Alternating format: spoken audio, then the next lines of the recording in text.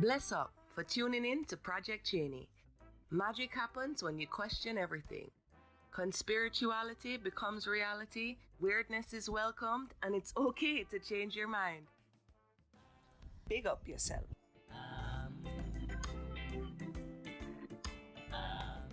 Hey, you guys. It is 4 a.m.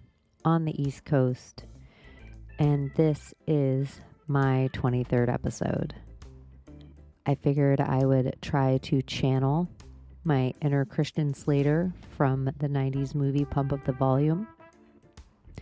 If you've seen that movie, I probably won't do anything like that, but it seems sexy, and I needed some inspiration for being here at 4 a.m. and having no idea what I am going to talk to you guys about for an hour or so. That's a lie. See, already right off the bat, I do have somewhat of an idea. I have my scrap piece of paper that has been traveling with me in my pocket since last time we hung out, and it does have thoughts and ideas and rants and tings all over it. So in this episode that I sit here with you guys today, I might drink ginger ale. I might hit my e-cig. I might drink water. I might even suck on a gummy bear.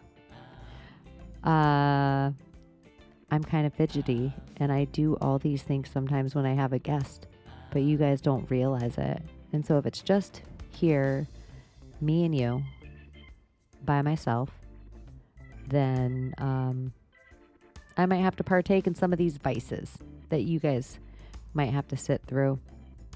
So if the sound of gummy bear is the worst in the world, you are not going to want to tune into my new Patreon that's going to be coming out. My new Patreon, Eating Gummy Bears with Cheney, why she talks about the New World Order. That isn't going to be the show for you. So, better you learn it now, right? So, where do I begin? It is my 23rd episode, and I kind of like the idea for 23 to be my first solo episode.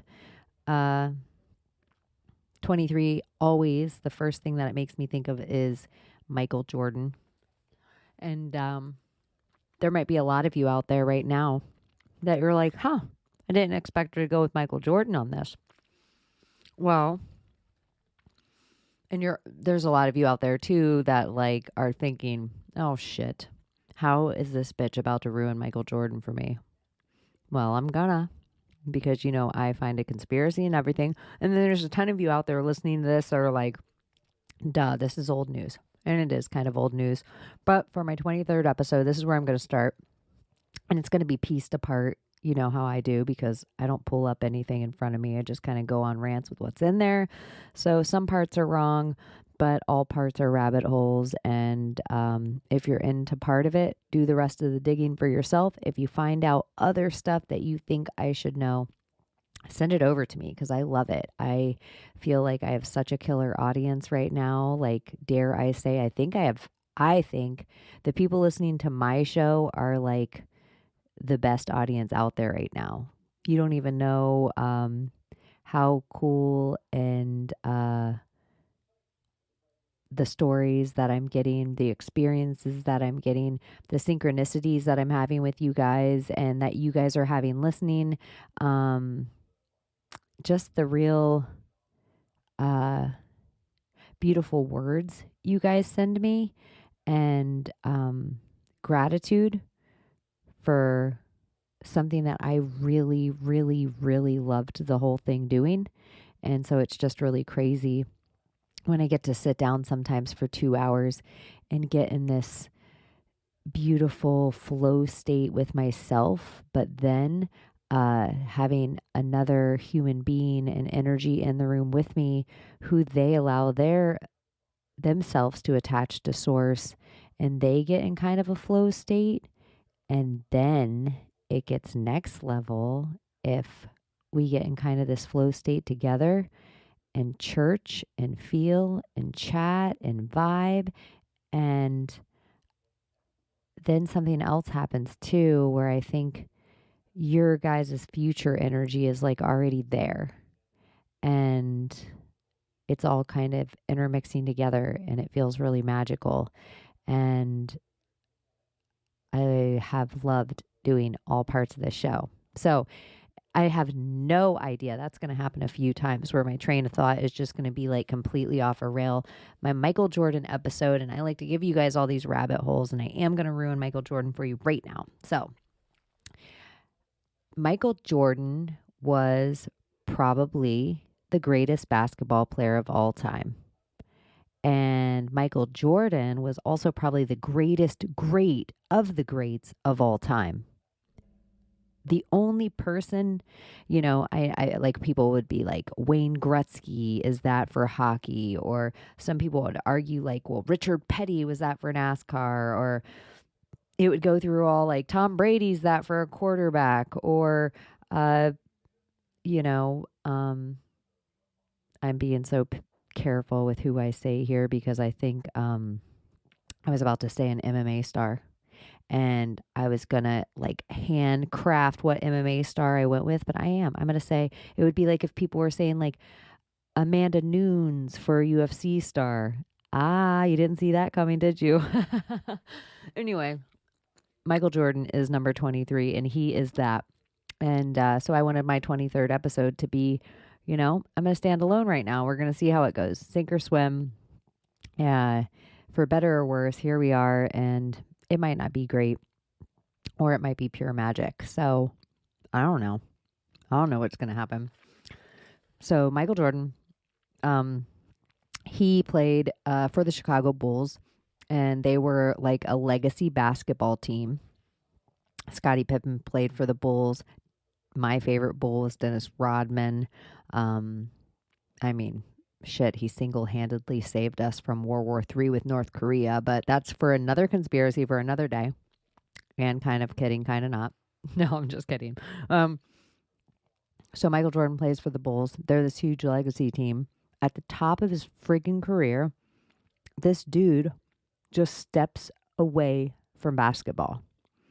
And I kind of no one ever really said anything about it back then. But the more I looked into it as an adult, and the more even that there's been documentaries that come out, it is no secret anymore that Michael Jordan had a huge gambling problem. And so much so that he would bet on himself all the time. And it was almost like a huge addiction. Like you can find so much stuff now of people saying like gambling with Jordan and that like next level of how he took everything like that. And so one way that people try to state this case is that Michael Jordan never really wanted to play baseball, but he owed money and gambling debt and all this nefarious stuff that he had to go play for the owner of this minor league baseball team to like somehow repay this shit. So that's like one whole story. But the crazy part is Michael Jordan's dad was murdered. And Michael Jordan was really close to his father. And a lot of people think that Michael Jordan's father was murdered because of gambling debt. So I figured right at the beginning, I'd start off my episode 23 with a little rabbit hole for you guys. If you are a sports nerd, if you do care about any of that, you can look into the death of Michael Jordan's father, and you can probably find 1,000,001 things that I don't even know yet. And yeah, send it to me. I'd love to hear about it. I think it's hella interesting. I think basketball as a whole, sports as a whole, they are a whole conspiracy. From one rigged game to, I don't know, maybe entirely rigged Olympic programs. I don't know. Everything's kind of crazy. So that was the Michael Jordan of it all. Let me look at this paper and see what I have going on here, and you guys can get some kind of sense of the spider web of nonsense that goes on in my brain week to week.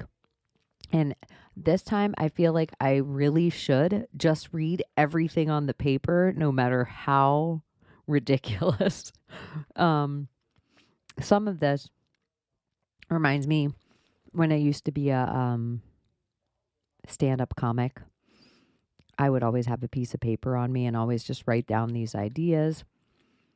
Or if I was having a funny conversation with a friend, or if I read something that I thought would trigger a funny thought later, I would just write it down.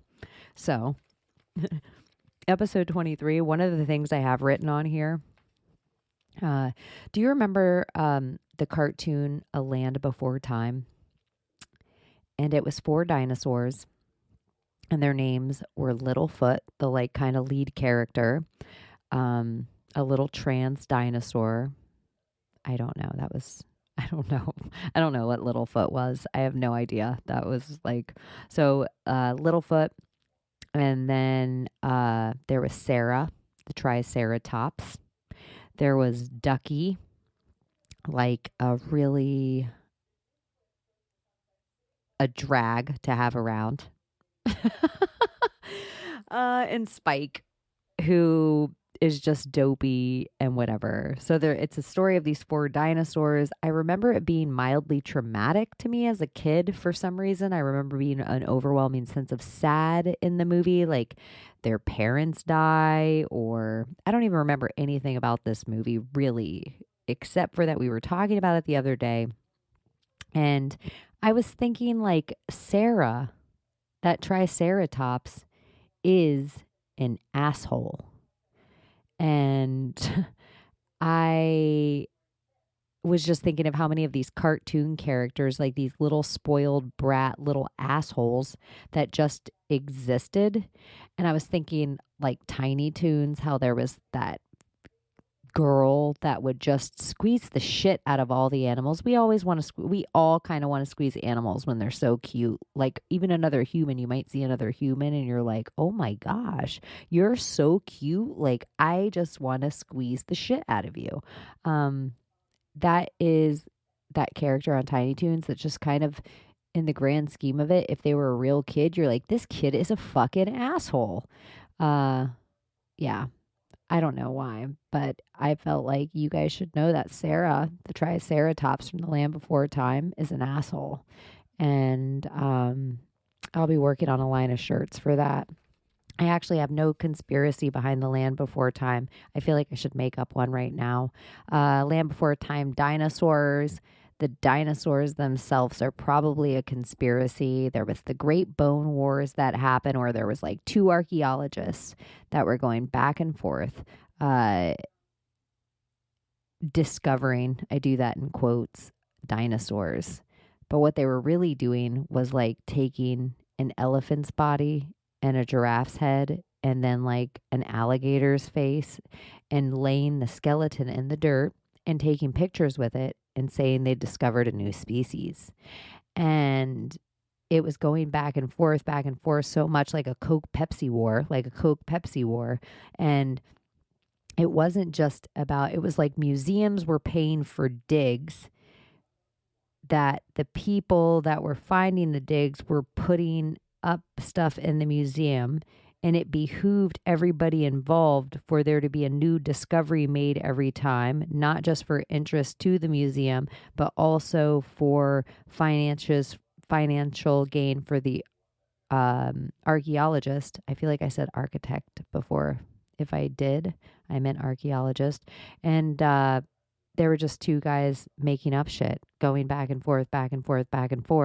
And still to this day, there is no dinosaur bone that you are allowed to. Obviously, you wouldn't be allowed to just every human that goes by gets to touch a dinosaur bone, obviously. But all the dinosaur bones, all of them are kept under lock and key. We don't get to see any of them. And a majority of the dinosaurs that you see, they recreated the whole entire thing from one bone. So they took one bone that they found in the dirt and recreated a whole entire drawing, a whole entire sound, a whole entire skin color, and they're like, oh, look at this big lizard, and this is how it sounds, and this is how it looks, and blah, blah, blah. And really, even the idea of birds and chickens and all that, like in the dinosaur movement at all, um, in the grand scheme of things, is relatively recent. With them saying like, oh, we can't believe, like even in Jurassic Park where they're like, we can't believe how much the raptors are actually like chickens, or whatever. Uh, yeah. So the Great Bone Wars, dinosaurs, fake, money, blah. Uh, if you're into that sort of thing, it's really similar to the whole space race. There isn't a lot of difference in it. Once you have a race toward anything, um, there's a reason. If we're uh, Ford versus Ferrari, there's a reason that one of us want to win that race and prove that we're superior. And it's probably power overall. So I imagine there is some kind of power with that everywhere. And probably in the same way, sometimes with flat earthers, one of the debates they make, when you really get down to it, which, by the way, you guys, I have Flat Earth Dave coming on the show soon. If you're into flat earth stuff, I'm going to be sitting down with him,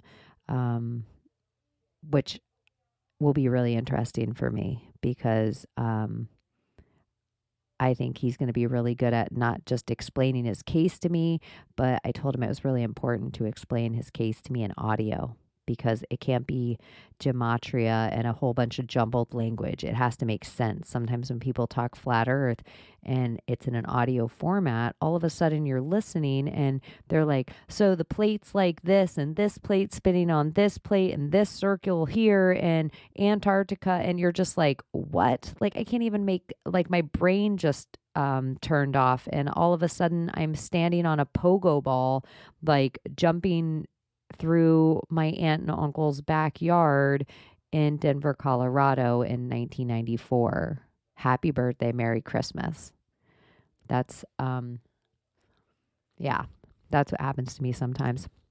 And that's how bad I lose my train of thought on a regular basis. So bad so I forgot what I'm talking about now. And was holding a gummy bear for like 60 seconds, staring at it taunt me, and I had to stick it in my mouth. So oh yeah, the reason I brought up the Sarah thing and the Land Before Time and that little creepy girl from what is that, Tiny Toons? I was wondering for you guys if there was movies that creeped you out as a kid that somehow as an adult you have some like post-traumatic stress with it. For me, an example would be like, I can't really watch The Wizard of Oz at all. I have no interest. I don't want to.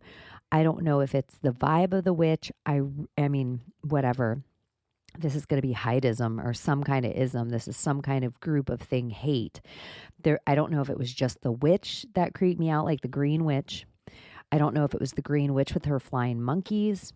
I don't know if there was something about the collective of all their faces, like that playhouse looking lion and that Tin Man and that scarecrow. Like, I didn't like their little mime plate face. The flying monkeys were scary as shit. Oh, the little people really scared me. Like, I know they were supposed to be like, we all live in the lollipop, whatever fucking shit. That was supposed to be a fun song. That voice that comes out of their mouth, that little gee gee. Nope. If I heard that in the dark, or it's demonic or something. Anyways, so that movie gives me this post-traumatic stress that I don't ever want to watch it as an adult. I'm glad I don't have children that crave some kind of Americana, like, let me show them this because I have to show them, because that movie really scared me. So do you guys have any movies like that? I asked some other people about it, and they were saying like Pinocchio was a really scary cartoon for them as a kid, and it's such a scary cartoon. It's such a weird cartoon. One of my friends said the movie Hook was scary for them. I have a Robin Williams aversion. Like, my It's visceral.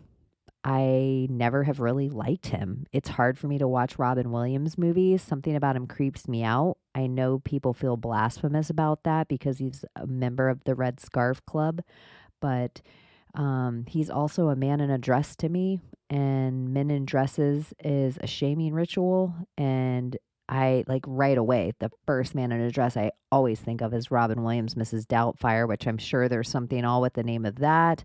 The Sally Fields of it all, the CERN, the Mandela effect of Sally Fields' brother working at CERN. All roads that lead back to Tom Hanks are always weird, and Sally Fields,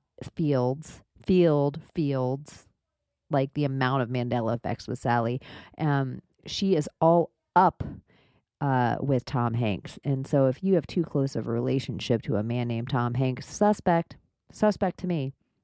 All roads lead back to Tom Hanks. Yeah, but Robin Williams gives me that kind of same creepy vibe.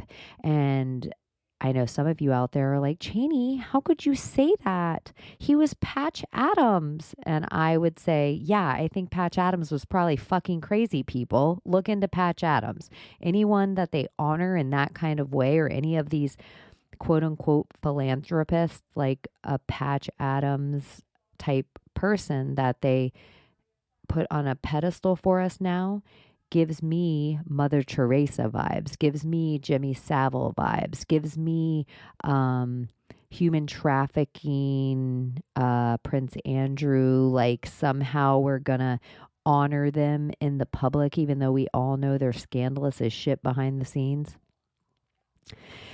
So that was Sarah in The Land Before Time and the movies as kids that may have scared you. And if you guys do want to write me any of this stuff or answer any of these questions that I'm asking, you can email me at projectcheney@gmail.com. You can go on your little Instagram and put in Cheney in Wonderland, and I will be the most invisible person that comes up.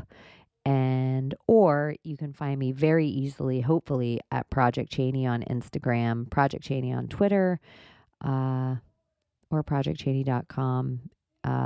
But I think all those places you're going to have to reach out if you want me to respond. What other digs have I been on this week, you guys? Ooh, fun one. I think it's kind of fun. So, have you guys ever seen the movie Big Trouble in Little China? It is a Kurt Russell movie from, I would guess, like the 80s somewhere. I feel like I was a kid and I saw it when it was like already at like 3:30, on the afternoon on Fox on like a Sunday, like Fox Sunday, whatever. It would be like this movie. But I know it had Kurt Russell in it, and it had Kim Cattrall, who she was Samantha on Sex and the City, and she was also Mannequin and whatever. So the premise of this movie is this truck driver is like driving one night, and there's like this, I'm going to miss parts of this because I haven't seen it in a little while. So I'm just giving you off the top of my head what I remember after not seeing it for at least a decade, maybe two. And he's like a truck driver. He gets all involved with this like magical underground old fucking Chinese god. And he runs into an old Chinese man who kind of fills him in on the lore. All the meanwhile, this Chinese woman gets stolen, and she has green eyes, and it's she's very beautiful.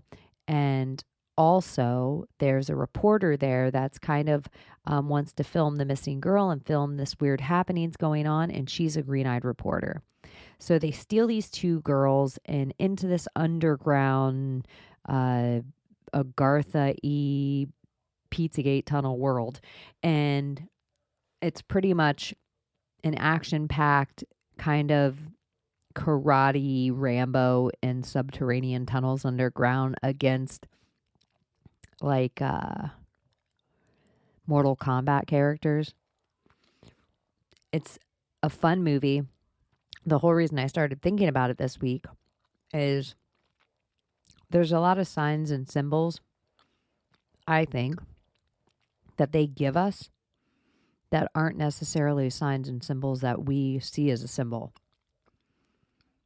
An example for me would be the coronavirus artist rendering that we all have memorized. Like when I say that to you, the same way if I said, shut your eyes, picture the planet Saturn. You have a clear image of that planet in your head. If I said, shut your eyes and picture the coronavirus, you have a clear image of what that virus looks like in your head. And to me, they do this to us on purpose. They want these certain images in our brain the same way as like the Twin Towers looking like an 11, looking like these two parallel lines. I don't know what it all means. I just know it means something. So that coronavirus thing, the second it's like I was trying to dissect it in my brain, like what symbol does that look like? This isn't something I've recognized out of my studies of my Manly P. Hall books and being all nerdy. And I was like, holy shit, it looks like that floating eye entity on Big Trouble in Little China that I think it's Lupin or Lopan is the main villain. When he wants to see, he has this like floating glob of eyeballs. It almost looks like the coronavirus, just with eyeballs at the end of all those sticks. And it floats through the tunnels, and then he can see everything this blob can see. So these green-eyed girls, if he does this whole ritual and like I feel like it's a bloodletting ritual. I don't quite remember it, but I feel like there's a long needle involved and like he maybe sticks it into their wrists or something. But if he drinks the blood of this green-eyed girls, then he gets immortality, which is so adrenochrome and weird. And yeah, the movie Big Trouble Little China, I definitely think you guys should check it out. I think there's tons of hidden symbolism in there everywhere. Other ways, things that I would suggest that would be red flags for me as far as my Church of Hollywood dissects of this movie. Kurt Russell was a Disney kid. And I think that's a really huge, that's like a man in a dress. If you're a Disney kid, you're suspect. So the COVID symbolism, floating, virus, parasitic. Yeah. So check out Big Trouble in Little China if you're into those kind of action movies. And another one that would be the same premise of this, something that would give you everlasting life. And I'm not going to get into it yet because I really don't remember this movie at all. I remember it actually boring me as a kid, so I probably would love it now and really need to watch it with fresh eyes. But I know there's a big comparison of Big Trouble in Little China to The Golden Child with Eddie Murphy. So yeah, let me know what you think about either of those things, and do get back to a gal. Next on my list, in an order that has nothing to do with anything, grass is a psyop, right? All grass, lawn. What are we doing here? It doesn't feed you. It doesn't provide you anything. You pay to mow it. You pay to water it. You pay to... Is it just there for a vanity? Is it there for your neighbors? I can understand if you're like, no, I love the grass. My dogs play in it. I lay in it. My kids play croquet. But really, how much of the space of the property that we own, if it's not going to space for more house and it doesn't provide you space for water, and you're not growing a tomato plant or a squash plant or something that would feed your family, there isn't a gorgeous shady tree for birds and squirrels and hummingbird feeders. I don't know. But I do question why one might pay for grass. So, yeah, I think there's a big grass conspiracy. I think we put poison on it, which all get all over us. Our animals get it on them. We try to keep weeds out of it, bugs out of it. It's just seems like a big, huge bunch of bullshit. So yeah, the conspiracy of grass. It's a psyop. Oh, I feel like I'll talk to you about the movie Signs last because, whatever. I'll totally talk to you about it now. You guys, I watched the movie Signs again this week for like the first time in I don't even know how long. And I really enjoyed it. I might have shed a few tears while watching it, like a goofy little girly with my divine feminine just all laid out. And I liked it. Having my divine feminine all laid out while watching Signs seems sexual, and it totally wasn't. But if you haven't seen Signs, this episode is just my movie review show. That's what I've realized. I'm just going through all these things with my actor, actress, whatever. So the movie Signs is a Mel Gibson movie. If you don't know who Mel Gibson is and how important he is to conspiracy world, please do ask one of your conspiracy friends. Hit me up. I will tell you all about it. He's awesome. If you think you know about Mel Gibson and you think, oh, Cheney, I'm old school. I know everything about Mel Gibson. Mel Gibson's on one. Well, Mr. Smart Guy or Gal, do you know about Hutton Gibson? Mel Gibson's dad? You should totally look into that old school patriotic G. Anyways, back to Signs. Mel Gibson, Joaquin Phoenix, 2 kids. I don't know. 2 nameless kids. Maybe the kid from The Sixth Sense. Just kidding. It's not that kid. Some other kid.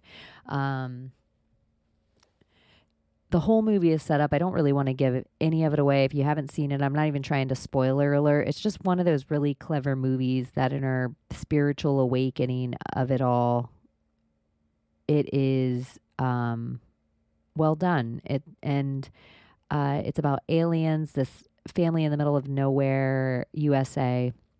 They own a farm, and the farmer, the preacher, he has a farm, cornfield, but he's a preacher, and his wife passes away unexpectedly in this really tragic way. And he kind of gives up on life, and he gives up on God, and he doesn't really believe in anything anymore, and he just becomes a shell of himself. And one day, and the world, like what sometimes I think when you become a shell of yourself, you don't realize how it affects everybody else around you. And you're trying to like not let your shitty energy go pollute out, but it's almost like you become a void. And anyways, sorry, gummy bear in the mouth. Mel Gibson becomes that for his family. One day they wake up, there is a crop circle in the middle of his cornfield. And all this weird stuff kind of happens in their life in between time. One of the weird things is their daughter. I say the wife died tragically. Mel Gibson's daughter leaves water glasses all over the house. She like sips the water one time, and if there's a piece of particle in it, she won't drink it. If somebody else sipped it, she won't drink it. If somebody looked at it wrong, she won't drink it. And this water that's left everywhere ends up being like poison to aliens. And this dopey brother who lives with Mel Gibson, who is the brother of his deceased wife, he kind of was a person who felt like a loser his whole life because he was kind of supposed to go to the major leagues and was like that, you know, hometown hero that never really did anything. And when it comes time to it and the whole big finale, because he knew how to swing a baseball bat, he ends up having enough power to maybe like injure an uninjurable thing. Those are kind of cheesy points. And you don't get it unless you get it when watching the movie. But sometimes my knowledge and my life and everything just feels like that. Like I can just shut my eyes and somewhere deep inside I hear a voice and it says, Cheney, swing away. And sometimes I can feel that when I have a microphone in front of me. And sometimes, most of the time I don't. And sometimes it's with spirit or emotion or, you're thinking about someone or thinking about a person and you don't know why you're thinking about them. And you just are like, should I call them? Should I say this? Should I not say this? It's so awkward. It feels so awkward. And, I want you to own your awkward. I think that's what we're being conditioned away from. So this speech in the movie Signs, the whole world is collectively waking up to the fact there's an alien invasion, which I think in the world we're all actually living in right now with Operation Bluebeam and all the talks of is there life out there, and if they're really the only way to really have one new world order would be if aliens came down, then we'd all unite against aliens. So it's funny, like in the world we're in, the whole world in the movie Signs is collectively waking up to the fact that there's UFOs and they're covering every city and the world's scared out of their fucking minds. And Merrill, the brother of, his sister died, looks at Mel Gibson's character and he's like, hey, dude, could you just act for 1 second that you're normal? Can you just comfort me like you used to? And Mel Gibson's character kind of looks at Joaquin Phoenix's character and he's like, there's two kinds of people in the world. There's people that believe in luck and people that believe in miracles. And the people that believe in luck see things like those lights over all the cities. And by the lights, he means the UFOs. And they think how lucky that is. And they don't know whether those lights are bad or good. But they know that no matter what,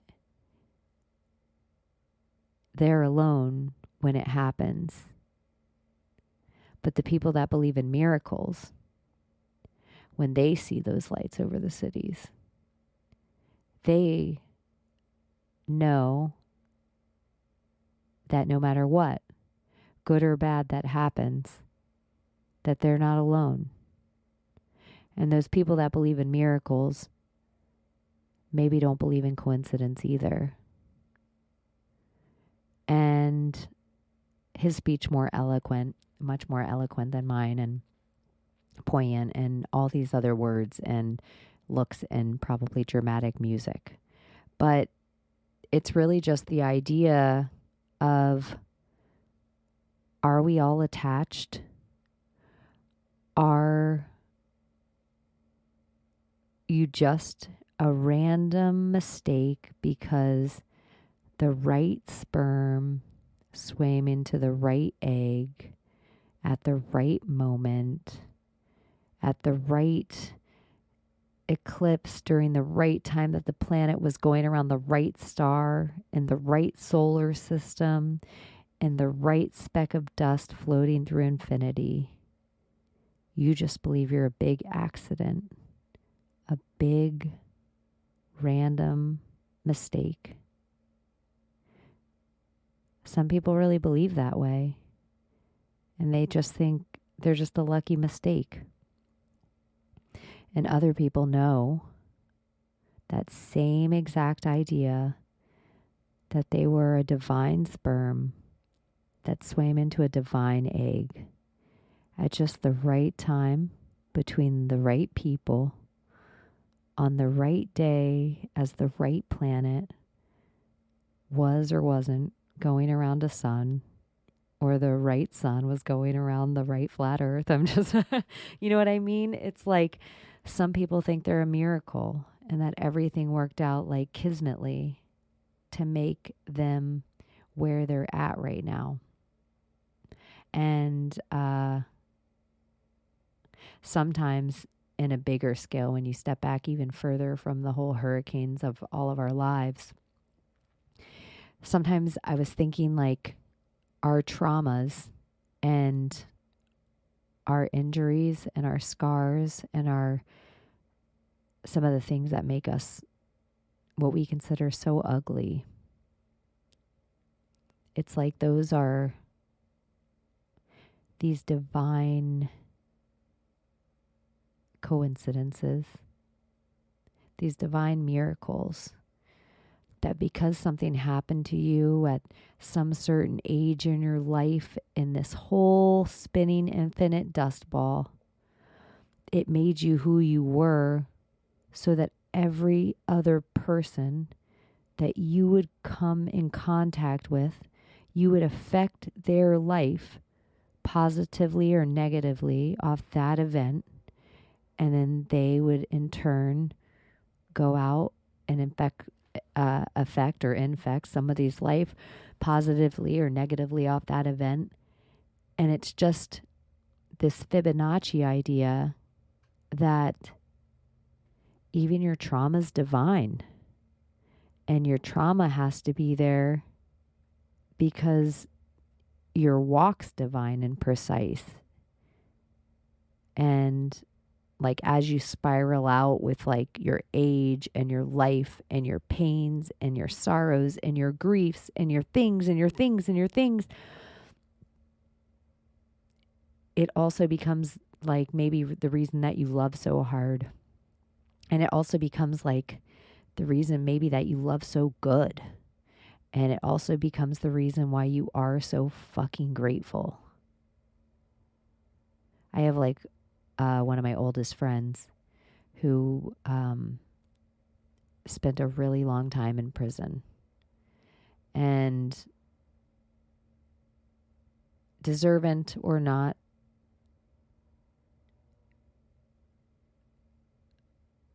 that part is maybe a topic for another day. But I remember one time when she got out, and I had this whole life in between from the time she went in to the time she got out. And we were just talking, and I was just so in awe at where her spirituality was and where her knowledge base was. And I had the whole fucking world to play in, and she had a, 10 by 10 cell. And I was just floored at how much she knew and felt and just how deep she was and how much she had grown. And she said something to me like, well, I've lost all this. I've lost all this time, and I could sit and be bitter every fucking day about everything I think I should have or some place I should be. Or I just could be really grateful that no one who hasn't done what I've done or spent the time that I've spent where I've spent it, they will never see how sweet a sunset is. They will never see it like I see it. And there's something beautiful to that too. And that's how your trauma is. The stuff you've survived that no one will know. No one will know like 6-year-old you and the love you didn't experience. And no one will know 10-year-old you and how bullied you felt. And no one may know 20-year-old you as you cried alone and then sucked it all up because you had to get back to work or had to get back to whatever you were doing in your life that you didn't want somebody to know you felt. Sometimes all those traumas are like perfect and exactly what needs to happen for somebody else. And I don't know. Go easy on yourself and go easy on each other a little bit. And maybe if you're a person out there that kind of believes in there's no such thing as coincidence, maybe start being a little more specific to the universe of how you want it to show you. I have certain symbols that are attached to certain people in my life. Like I say, my father leaves me 2 pennies. Um, I have people that I've lost that if I see a hummingbird. I have people that I've lost that if I see a cardinal. I have people that I have in my life that if I see a certain butterfly or if I see a right number combination or if I hear a certain song. And I'm getting better and better at like recognizing those signs. And sometimes it's not an actual call. Sometimes it's not an actual text. Sometimes I just stop for a few moments and send them good energy or and I love you, or sometimes I feel a feeling like they're not okay. And I take a deep breath for them and I energetically give them a hug. And I don't ever tell them I'm doing it because I just know they'll know. I think we're all attached to something bigger. And sometimes, that's cowardice. And I try to not do that as much. And I try to confront it and, not just stop and think in my head about a person. I try to text them that I'm thinking about them, even if it feels peculiar and awkward and nerdy. And some friends that I have, like, I harass constantly. I check in on them like I act like I just want to make sure you're okay. But really, I just like to hear them and I like to hang out with their energy. And yeah, just follow your intuition more. Trust that you have an intuition. Trust that you are attached to something bigger. Trust that if there's no such thing as coincidences and if you're believing in divine numbers, then your actions are part of what is creating divinity for somebody else.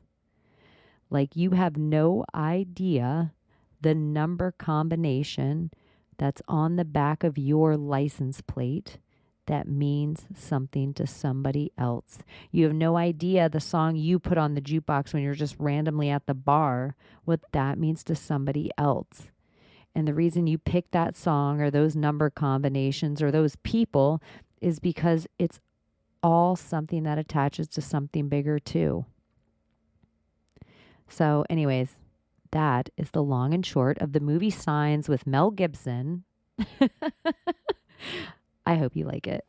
That was a long and short of Signs that kind of had nothing to do with Signs. Well, it did. You guys will get it. I kind of didn't want to give the whole entire movie away to the people that haven't seen it, but the people that have seen it might want to go back and rewatch it. And maybe at the 47 when I looked up of my time, and mind you guys, I haven't put the intro or the anything on this yet. So if you're looking at yours and you're like, it was not 47, well, you have the intro on yours. I didn't have it when I was recording it. So Big Trouble Little China, the movie Signs. I told you about that.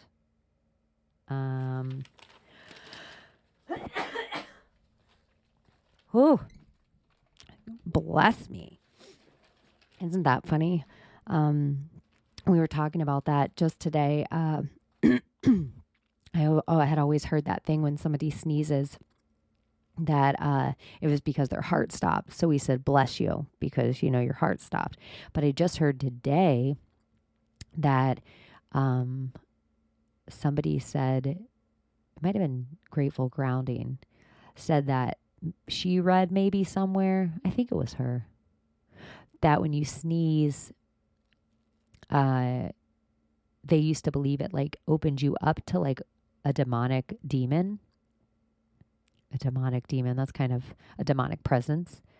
It kind of made me laugh because I was just thinking how a sneeze is like a little miniature like exorcist. So they were probably like, oh, geez, like exorcise the demons out of her with that loud noise that just burst out. Let me get it together after that. I might need to eat a gummy bear. Okay, what else do I have on here?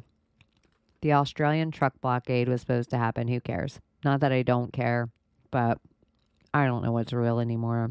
That just seems like a loose thing to me. It's like us marching on the Capitol again next week. It's like, no, that's not real. A brand new one.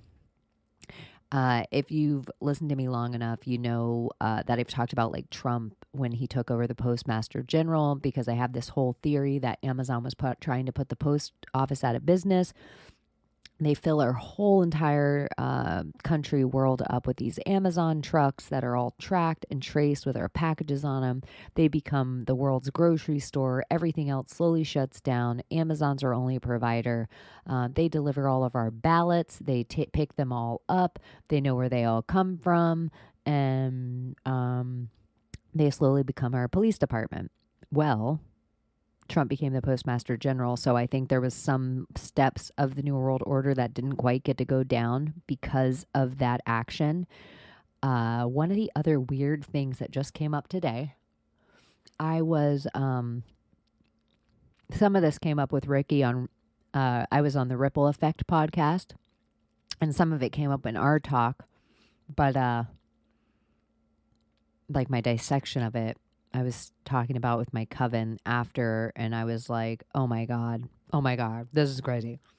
I don't know what it all means, but Ricky and I were talking. I just have this theory that humans don't really need electricity. There really isn't anything that electricity provides to our houses that is necessarily good for us overall. And I would say like the most simple form of that would be a light bulb. Like, I don't believe humans really need light. I think our eyes see fine in the dark. I think something about the unnatural light probably really affects us somewhere negatively that we don't even know as humans for the X amount of, years that we've been dealing with artificial light. Also the Luciferian light bringer, Luciferes of it all. It's just light, false light. And that's what all light seems like to me, including Tesla's light. I don't care if it's run with copper wire or not. I think electricity is kind of a bogus, weird demon.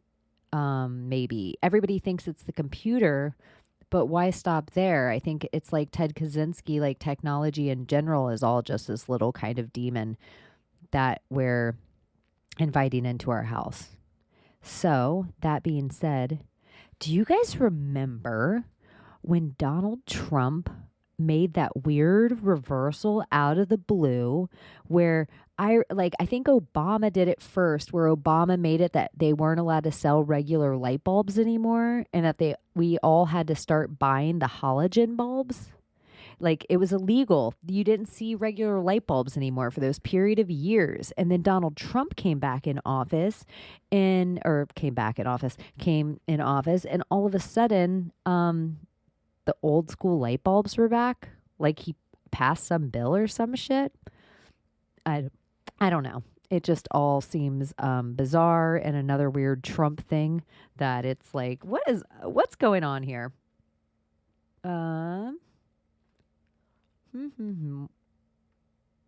Are we so scared to be, this is one thing I have written out, so I'm just going to read it.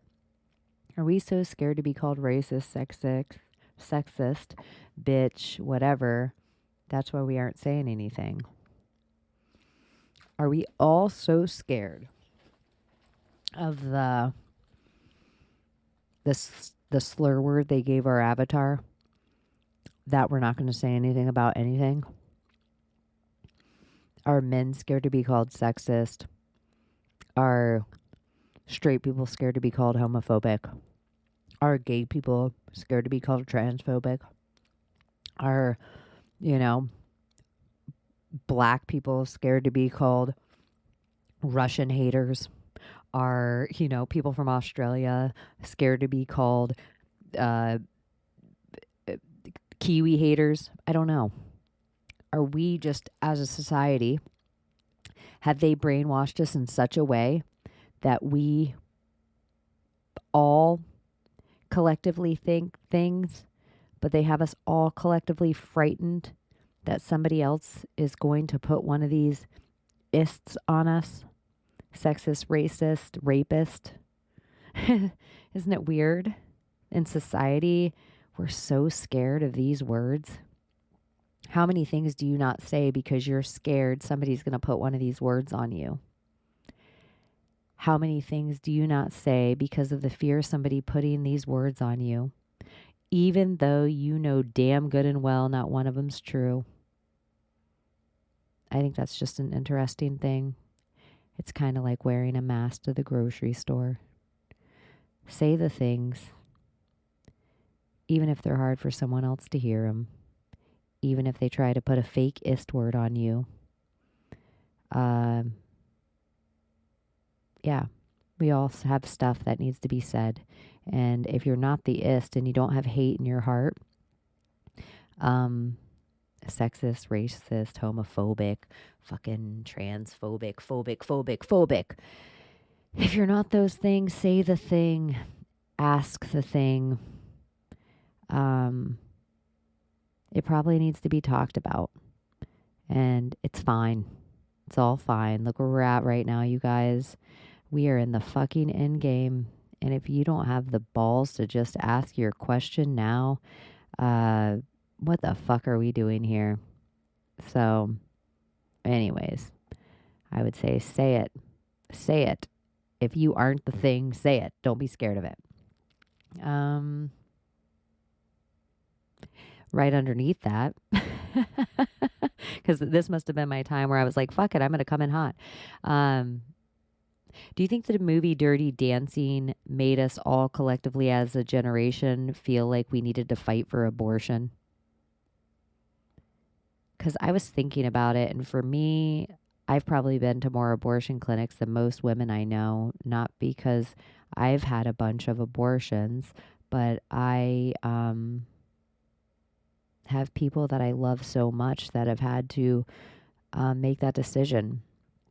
And, you know, I know people think sometimes that they fall on one side of the other of this for whatever reason. And I hear the morals sometimes with it of, you know, it's a life and when is it a life? And I hear the morals of it sometimes of like, you don't know what this person had to go through, or what if they got raped by their father, or what if they were just not ready because the society was bad or didn't have enough money. And I think it's interesting how many men, I'm going to single you out for a minute, guys, because I don't think you understand what it's like for a woman, what pregnancy, just the word pregnancy is like for a woman.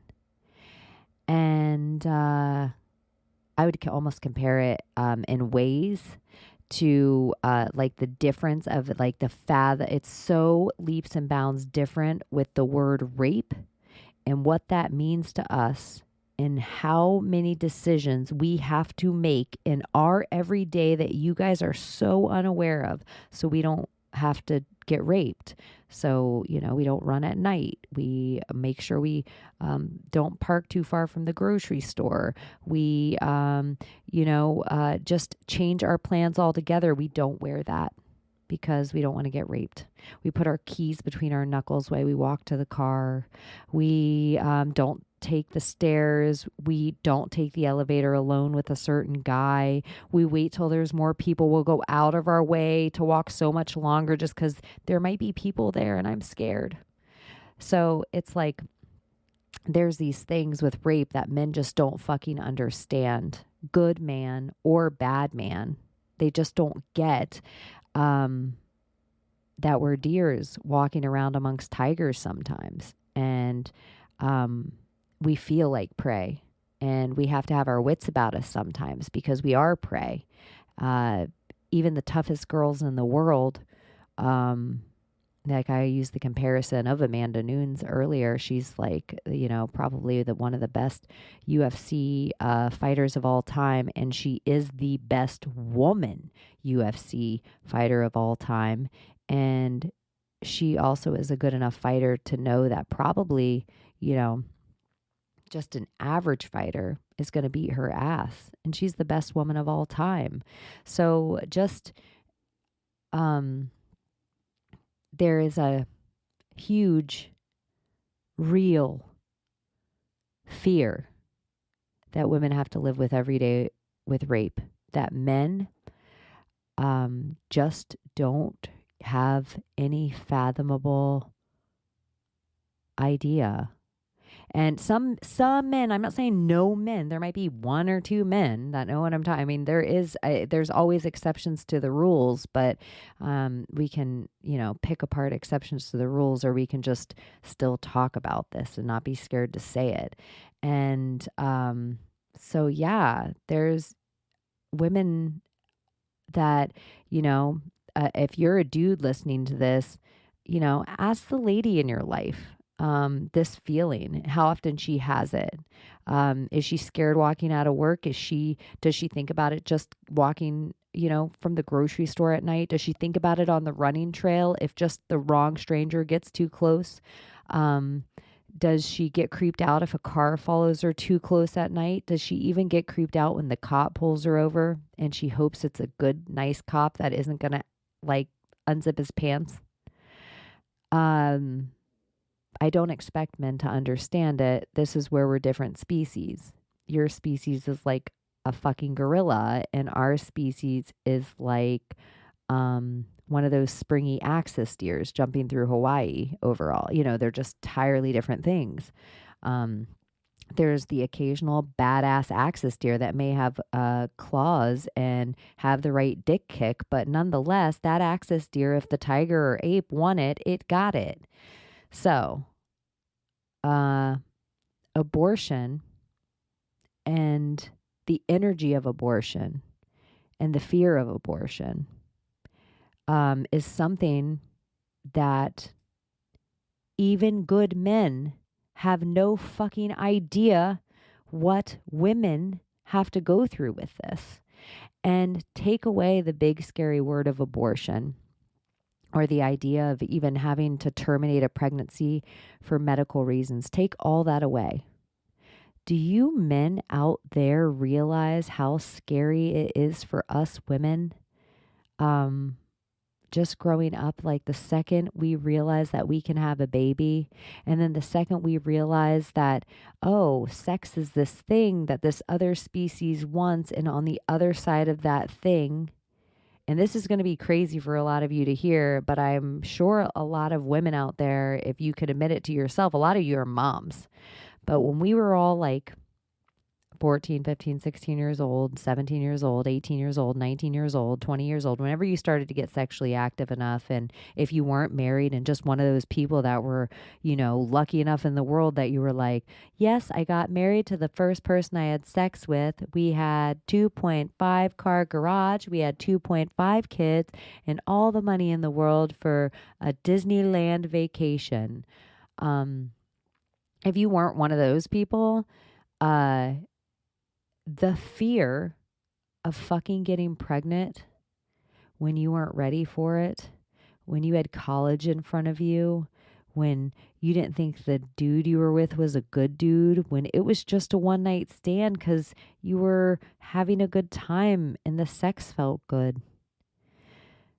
Men, no matter how scary with the financial woe, no matter how scary the drive to the abortion clinic, no matter how frightening the idea of 18 years might seem to you, you have no idea the fear and just heaviness. It's not just fear, it's just a heaviness that women have from a very young age of, if they get knocked, how different that responsibility is for them instantly.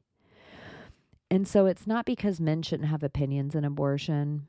And it's not because women shouldn't have opinions in other women's abortions. But if you fall on either side of this, I just really implore you to have a little more compassion for people and a little more, especially in our community world, a little more soul and couth and maybe empathy when you're talking about these kind of subjects sometimes. Because, you know, you don't really know out there when we're talking about trauma and stuff, how many women that you know and talk to and think are the strongest fucking bitch in the world that have been manhandled, raped, molested, beaten, scorned, abused. You don't know how many women out there that you consider the most godly, churchly, perfect, pure, best mom in the whole world that have had to make decisions like something like an abortion, and they might regret it with everything they have, or they might have been forced to do it just to stay alive for their own health. They might have been told by doctors that they wouldn't survive it, and it was the only option. And there's everything in between all of this. But, you know, you just don't know who you're talking to. And a lot of you out there, you know, are going to have a big surprise too with big issues like that, like where you just don't know who you're talking to. I see a lot of you out there like running off at the mouth. There's a very difference between BLM, LGBTQ, the trans agenda, and Black people, gay people, trans people. And there's a lot of you out there that have it all twisted now. And so you're hateful to all gay people because of LGBTQ, you're easily talking hateful shit and easy shit to like pull from the like lowest hanging fruit to be like, everyone's trans. Or it's easy for you to like pull the BLM, but you're not realizing that you're kind of racist. And we're hitting this conundrum now with the conservative side of the movement that if you think that you're sitting over there and everybody in the Great Awakening, that you're going to be sitting there and have no waking up to do, you might have the hardest time of all, because there's a lot of really great people out there, that have sinned, that have done things that you might not consider righteous. There's a lot of really awesome people out there that are going to find their words and their truth to sit in the things that they aren't necessarily proud of. But because they're able to sit in these things and give you words for them, they're going to heal you and maybe give you courage to speak up about things in your own life that you might not be gay or trans, but you might be living in the closet. You might have never had an abortion, but something might have taken your soul once and you hadn't gained it back. You might have never been raped, but you might have been forced by your government to get stuck with a needle in your arm, or you know what? They might have even just medical raped your child with that same needle. So I just think that there's a lot of shit that maybe everybody needs to reevaluate their own judgment and reevaluate what they think they know about somebody else's walk, or what they assume they know because, oh, I know a trans person if I see it.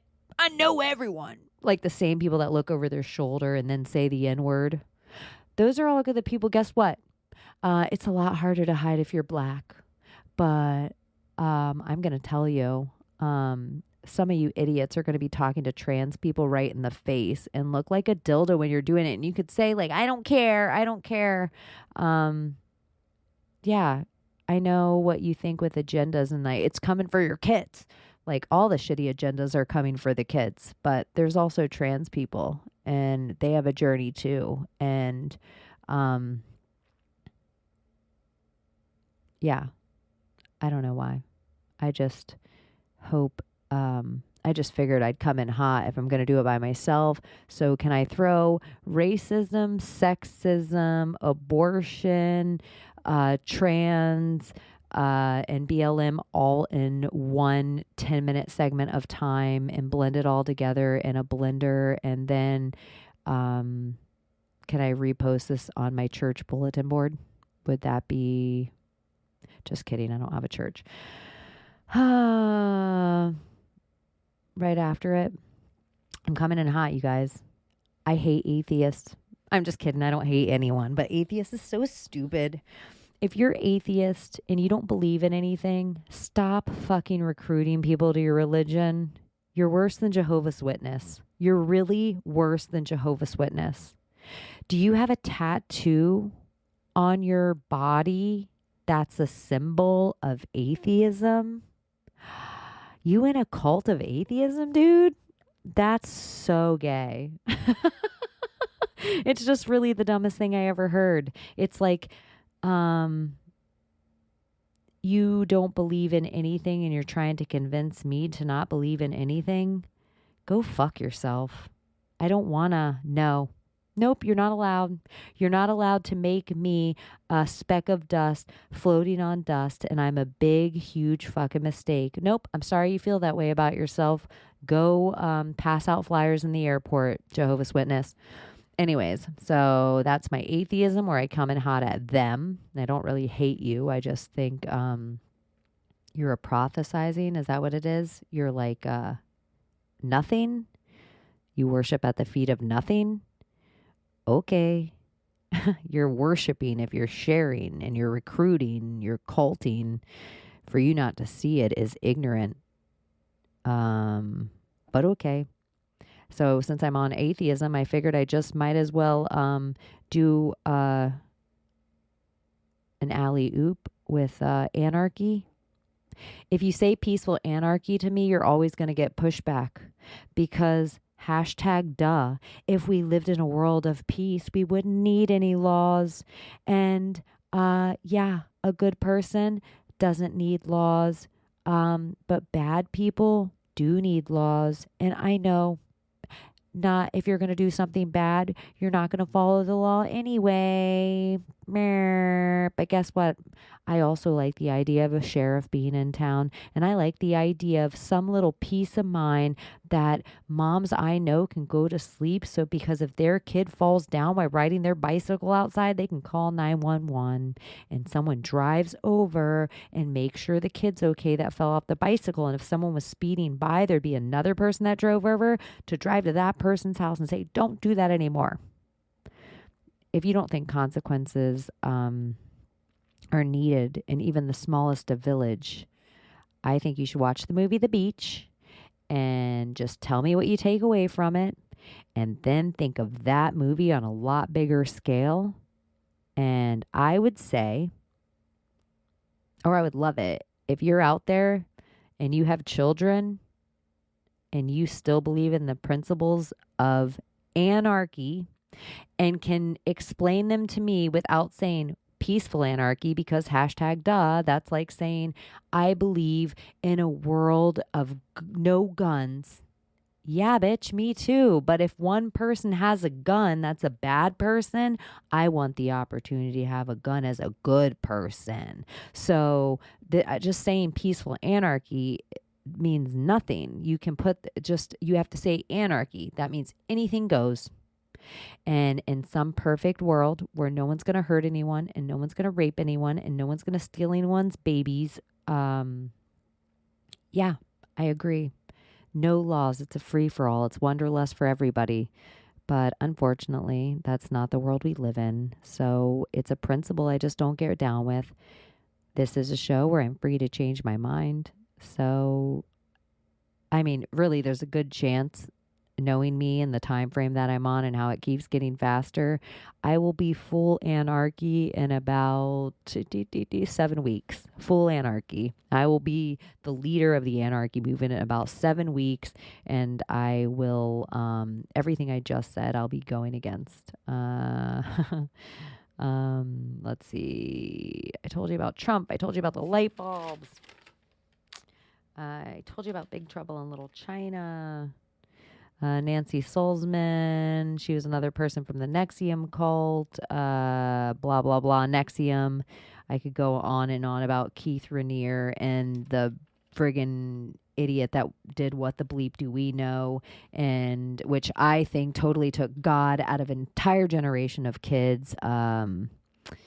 He's the same guy that was like the head guy in Keith Raniere's Nexium cult. I don't have his name off the top of my head because I did not plan on going into this part of the rabbit hole today. But Nexium. If you guys want me to talk about What the Bleep Do We Know sometime, totally remind me and I will get into it. I sent out a couple things. If you want me to answer questions on this, please ask the questions. And I got so many great questions, and I also got some great emails, and I didn't really go through them. Some of the emails that I got were so good and long, and I actually work better in an audio file, like for me to retain it and keep it in my head. So if you have wrote me an email and I haven't got back to you, I plan on getting back to everyone. So just hold tight. And, I want to talk about some of the stories that I've gotten on shows or on different shows, but I just want to do it in like the right space, or give certain ideas enough space, or maybe have the right person in that we can kind of break apart these big ideas together. So if you did send me anything, I totally have all intentions of getting back to you. One of the funny ones I did get though, is from Primetime Alex Stein. If you guys know Conspiracy Castle, he has a YouTube show. I don't know if it's podcast form. I definitely 100% know it's video form on like D Live and YouTube.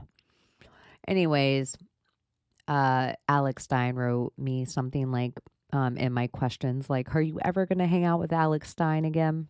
And if I have any fans of mine that are also fans of Primetime Alex Stein, I totally will probably hang out with Alex Stein again. I think he's a good dude. I think he is totally, he puts his big fat mouth right in front of all the people that don't want what's best for us. He was one of the first people in all of this, when I didn't have my mask on and I felt like an idiot for wanting to walk away from my job for not wearing a mask. He was like showing up in grocery stores with Zorro masks on and acting like an asshole, like, what, this mask isn't good? What, this mask isn't good? And also in the world that we're in, and he just has a very punchable face. His loud voice and his personality and his character, when he's playing into the part, he is like kind of obnoxious, and I say play a part because if you watch Alex Stein, he does all these like live on the street videos where sometimes he makes an ass of himself to prove a point. And so he's a good guy, and he is doing good stuff out there. If you want to laugh or get in with a community of decent people, you can find him somewhere. He is probably on YouTube, like, I don't even know. But I know probably a few times a week. So he asked if I was going to hang out with him again. I probably will. I'm, you guys, I mean, just if you've been listening to this show, if I can sit down with the Kang Graffinati and we can bury a hatchet and actually become friends, I can probably sit down with anyone. Um, and some people, obviously, I never fucking want to sit down with. I could give a shit. Some people I could really give a shit about ever. Like, ever, ever, ever. I never want to sit down. I don't care about the tone of their voice. I don't care about their brain. I don't care about their heart. I don't care about their spirit. I mean, I wish them well in all the ways that Ghislaine or Trump wishes Ghislaine Maxwell well, but I don't wanna. Alex Stein is by no means one of those people, and I don't know. Maybe this is a little too inside baseball, but I don't think he would really care if I said this. And there is behind the scenes of these shows, you guys. Like, if you watch a show and it's public and you see it on YouTube or listen to it or are a fan of it or, know the people, sometimes there's behind the scenes shit. And yeah, Alex Stein's a good guy. So I really send him good energy. And I will say, all that being said, Alex Stein has a friend named Coffee Man. If you've ever listened to Alex Stein and you know who Coffee Man is, I will say I am in desperate need to get Coffee Man on my show, to get some kind of phone, email, on different accounts that I used to be on before I was like kicked off to certain platforms or shadow banned. I used to have a connection to I feel like to him somewhere, but I don't. So if you know who I'm talking about, he is somebody that's on Conspiracy Castle sometime, and I just fucking adored his energy, and I would really love to sit down with him sometime and maybe have him on my show. So if you guys know who I'm talking about, please email me again at projectchaney@gmail and let me know about Coffee Man. I want him on my show. He's such an interesting cat. And probably, yeah, I will probably have to have, or reach out to and see if one day, Primetime, Alex Stein, 99 Problems and a Mask Ain't One, ever wants to come hang out with me again. So that was the one question of those that I will answer today, because I'm not shying away from anything. We're doing it, people. I'm talking about abortions and conspiracy castles. What's up? Okay. My favorite thing that I wanted to talk about before I leave today, now that it's 5:22 a.m. and the weather outside is a crisp 73 degrees in Florida with a 14-mile-an-hour wind blowing out of the west-northwest. All that's made up. I have no idea what the temperature of wind is. I still have some gummy bears left. Gummy bears. My brain is kind of getting short-circuity, I will tell you guys. And I'm feeling like a high stony bologna glaze, and I'm not higher stony bologna. So, my favorite one I wanted to tell you about before I left, I was thinking Jim Watkins. I don't know why I feel like that name's wrong right now, but Code Monkey's dad. I follow him in places, and he put a picture of himself up in front of the Washington Monument. If you've been listening to me, you know that I have a whole Washington Monument story, and his picture kind of looked like my picture. I mean, not that me and Jim Watkins look alike. He is far sexier than me. But I just reposted mine too. You know, some things are just coincidental. And then somebody sent me a direct message, and they said, hey, don't you think it's weird the DeLorean is in DC? And the DeLorean from Back to the Future, which Back to the Future is like a weird anchor thing for me. And I'm like, yeah, that is weird. And so I got a few pictures of it online, and thinking how I just posted my picture again from the Washington Monument. And here's the DeLorean in front of the Washington Monument. My Maria 777 and 7 and 7, like it was a drink. My Maria 7 and 7. My Maria Seagram 7 and 7. we'd been talking about like Westworld over and over again, and Dolores and Delorean and Dolores, and like Latin is like sorrow or pain, and the Dolores of it all. So it's sitting there. And then I was chatting with ladies from the Coven and just like, oh my gosh, the Back to the Future of it all. And we were talking about the Baron Trump and, you know, the uh, shit. Why am I not having all this just come up off the top of my brain?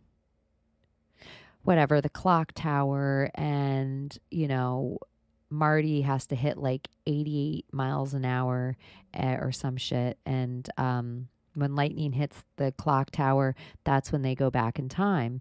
And so I was staring at the DeLorean in front of the Washington Monument, and I was like, holy shit. Like, just in recent memory, I can recall the Washington Monument getting hit by lightning. And I was thinking of the layout of the mirror pool and the layout of the Capitol, and how these capitals in certain cities have these metal domes, and how this big, huge marble and granite sphere that goes up, and what that would be conductive of. And if that same kind of like conductive rock is laid all the way around this water pool and then hits the limestone or granite at the Capitol, and then it goes up to the point where the dome is a different metal, and the star shape of certain cities, or the, if you look at them from above, like, you know, even the owl shapes are certain conductive shapes and monoliths and blah, blah, blah, blah, blah. And I was just like, holy shit. Why we all keep thinking about this technology and this computer and this phone and this CERN and these ideas of time travel. What if the time machines are like right in plain sight? And what if it's just like certain days and times and energies? And if you're like in a certain spot in the White House or a certain room out, you know, below the Washington Monument, and what about if it just gets hit by lightning and it's the 369 Tesla of it all, and you can see the past, present, and future at the same time? And I was thinking of these monoliths all over the world, and in the Vatican and London City and all the places, how they, certain of them came from Egypt. And yeah, it's just a whole heady thought and another rabbit hole that I thought was really a fun way. Maybe if you guys wanted to think about different star cities and different monoliths, and if you could almost set it up like a grid with metals and conductivity, could these things really just be right? Oh, this is the other part of it. It made me excited. I had to sit up in my chair. I almost have to stick another gummy bear in my mouth, but I won't.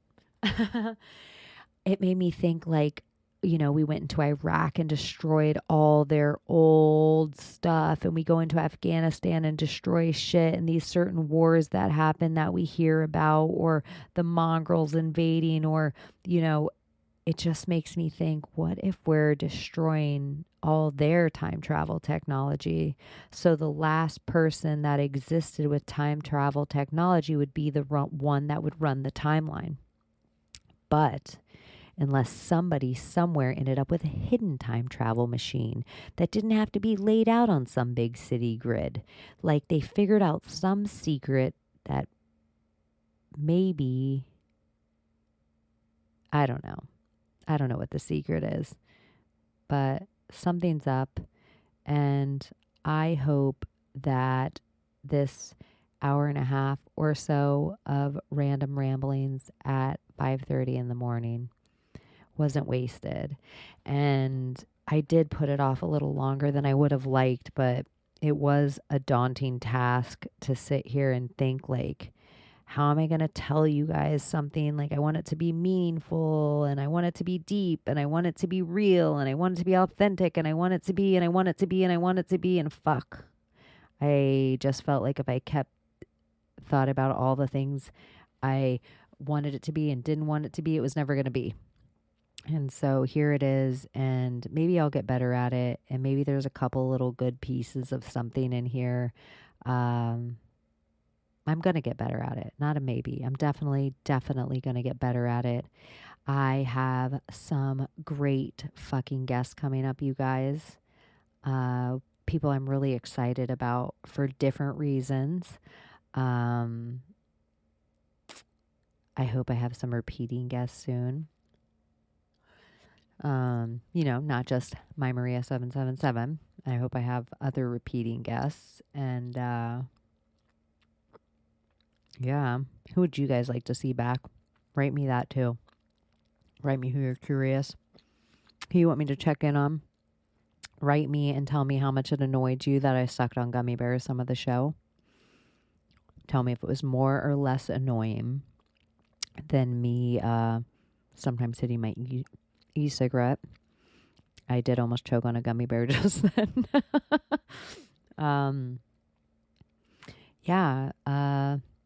Would you guys tune into my Patreon and listen to me eat gummy bears? Just kidding. Oh, you know what, you guys?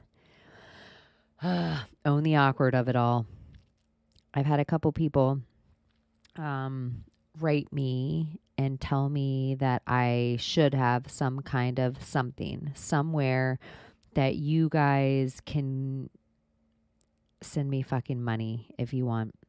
And it makes me feel really fucking awkward. And I don't put this out for any money. And I don't put this out because I ever wanted to be behind a paywall. And I don't put it out because I ever care if you guys can put a face with a voice. I put it out because I love to. And I'm so curious about the people I have on, and they heal me. And I hope they heal you too. And I hope they make you laugh, and I hope they inspire you. And I don't do it for $1. And maybe one day I'll get blessed enough that I get to do something like this, and I will love it to be for money. All this being said, it makes me feel really fucking awkward. And one of the big, huge things of my show is owning your awkward. So it's not a free hobby, and I have big ideas for it in the future. And I plan on, other people have wanted to send me things, but I don't want them to put my address out there. And I want to get a P.O. box, but that costs money too. And I kind of have a couple ideas for guests that I want to have a real live podcast where I'm sitting down with them and not just in a Zoom room. And they're close enough that I can kind of make it happen, but that costs money too. And, I'm really blessed right now in equipment. And I'm really blessed right now in my, I can keep my lights on and keep food in my belly and get cat litter. And so I don't really need for anything. I want to tell you guys all this stuff because this isn't for a destitution. It's not a plea. And anything I did get, it would be like a nest egg that somehow whatever this is now that I'm doing, I just want it to get bigger and better and more widespread, and maybe even have just more time to put out more shows. So, yeah, I'm going to do this right now. Let me see. If you want to send me any kind of, I don't even know what this has, but this is the one I'm going to go with right now because it's easy and it's done. And I think it does crypto too. And the person who asked me about specific crypto, I know it does that. And so I know I don't want to argue with you about what crypto is good. That's for a different day, and I really don't care. And it's already too much. This is already too much. Don't make this harder on me. So if you want to, right now, I do have a Cash App, and it is the $ with Project Cheney. It's exactly like my show is spelt, and it's just Cheney in Wonderland. I don't care. I will be hell of appreciative. I will be just as appreciative if you tell a friend about the show, or if you give me a nice review, or if you just DM me and you found something here that was just valuable or funny or silly or made you question something new about the world. All that means probably even more to me than any dollar. And I appreciate any currency, even just good energy my way. But yeah, there it is. It made me feel awkward, and I did it. And I did this episode, and it's a whole bunch of firsts. And I consider you guys collectively like a friend of mine now. And I'll try not to put off hanging out with you. It wasn't such a drag after all. I hope it was somewhat entertaining. And I will tell you guys that I love you. I hope you have such an awesome week. I hope somebody is kissing you all over your face. And I hope you are being kept warm where you need to be kept warm. And I hope you are staying chill where you need to stay chill. And hang in there, you guys. We're all holding lines together. And if we all hold our lines tight enough, maybe the universe will put a big, huge bow across it and play our collective violin. And maybe the bow will be made out of horsehair. And maybe the horsehair will be flowing in ivermectin. All right. That got weird. Bye-bye. So she has been Cheney, and now she's off to smoke a blunt. See you next Tuesday, you fucking cunts.